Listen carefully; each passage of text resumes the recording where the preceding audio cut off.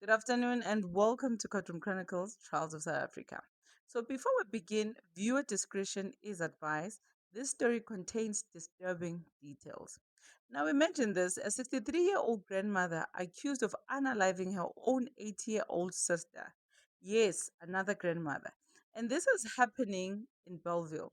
So, Aletta Rose was back in the Belleville Magistrate Court yesterday on the 30th of March 2026. This was her second appearance. And the case is now being postponed to the 5th of May 2026. The reason investigators are still gathering key evidence. We're talking witness statements, crime scene photos, and the post mortem report. But here's where things get even more unsettling.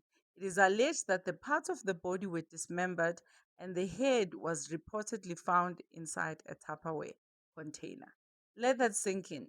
Now, in court, Rose was offered psychiatric evaluation to determine if she's fit to stand trial. She said no. She also remains behind bars and she's not applying for bail. She told the court she has no home, no money.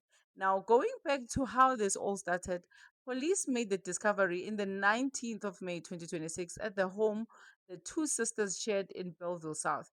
And what they walked into has been described as a gruesome scene. And if you think that's where it ends, it doesn't. Rose reportedly has a prior murder conviction dating back to 1996. So this isn't her first time facing a charge like this. Meanwhile, the family is preparing to lay Constance Scholes to rest this coming Saturday. This case is still developing, and honestly, it raises more questions than answers. With that being said, I'll see you on the next one. God bless you and ciao.